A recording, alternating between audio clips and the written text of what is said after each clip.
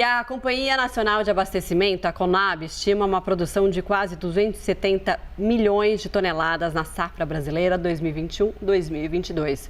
O volume pode representar um aumento de cerca de 5% em relação à safra do período anterior. Sobre esse assunto, a gente vai conversar agora com Sérgio Dizem. Ele é diretor de Política Agrícola e Informações da companhia. Sérgio, muito obrigada por nos atender. Uma ótima tarde. Boa tarde, é um prazer aqui estar com vocês. É um prazer dar a notícia de que a gente vai ter uma safra que, apesar de todas as intempéries climáticas, nós tivemos uma evolução em relação ao ano passado, mas frustramos a expectativa de chegarmos a 300 milhões de toneladas. E a que se deve esse aumento da safra? Olha, esse aumento da safra tem uma parte credenciada à produtividade e outra a um aumento, ainda que não significativo, mas um aumento de área, principalmente a área da segunda safra, a área de milho segunda safra, que é aquela planta que fazemos na mesma terra onde havia sido cultivada a soja. Então, esse aumento de segunda safra, ele é muito bem-vindo, porque a gente aumenta o aproveitamento da mesma área, aumenta o aproveitamento dos insumos e temos uma produção muito mais significativa. E qual que é o destaque que você dá? E é esperado algum recorde também? Olha, o destaque que eu daria é o aumento da produção de milho, principalmente milho segunda safra. O ano passado, nós tivemos uma frustração muito grande desse milho de segunda safra. O Brasil, para entender o contexto geral, o Brasil se tornou, nos últimos 5 anos, um grande exportador de milho para o mundo, né?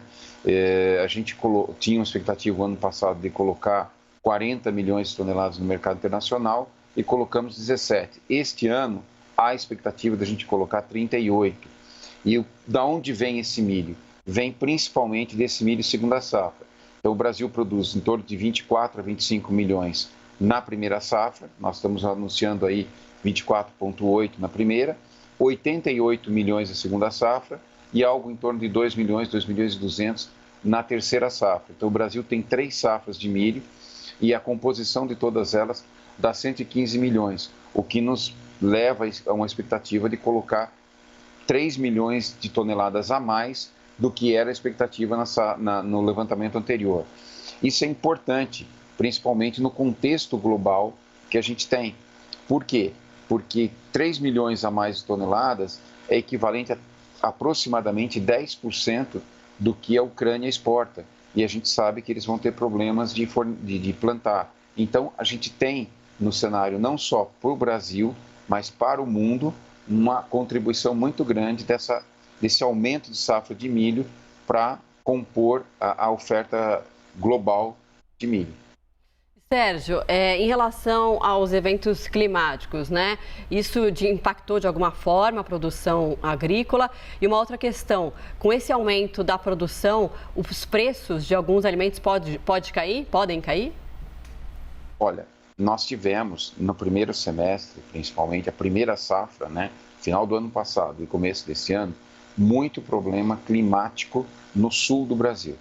Então, nós esperávamos produzir 140 milhões de toneladas de soja e vamos produzir em torno de 122, um pouco mais de 122 milhões. Essa quebra de safra no sul, que ainda não dá para ser quantificada com exatidão, mas isso não varia mais que 1 milhão de toneladas, ela é um impacto negativo na oferta global de soja. Junta-se a isso problemas internacionais com outras oleaginosas como o girassol, a gente tem uma pressão, né, dos mercados em termos de preço nas oleaginosas. No lado do milho, que são as fontes de energia, você tem um aumento da oferta no Brasil de milho.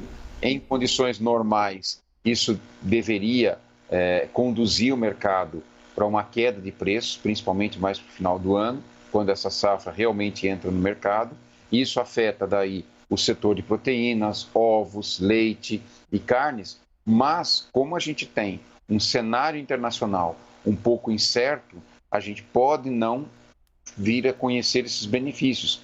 uma vez que os mercados internacionais são todos integrados. Então, o que sobra aqui vai ser consumido onde está faltando, para que a gente não tenha uma situação de insegurança alimentar a nível internacional, a nível global. Então, o Brasil, a gente está oferecendo ao mundo uma certa segurança alimentar. Esse é o ponto positivo e infelizmente, a gente não tem uma expectativa no curtíssimo espaço de tempo de uma queda de preço. Tudo depende de cenários que fogem ao controle do Brasil, fogem ao controle da agricultura brasileira, vem do cenário internacional e isso daí é um ponto muito importante a ser destacado. Obrigada, Sérgio. Você já encaminhou aí o final da sua fala para o que seria a minha próxima pergunta. Agradeço demais a sua participação. Conversamos agora com o Sérgio Dizem, que é diretor de Política Agrícola e Informações da Conab. Muito obrigada. Até uma próxima. Eu que agradeço. É um prazer estar com vocês.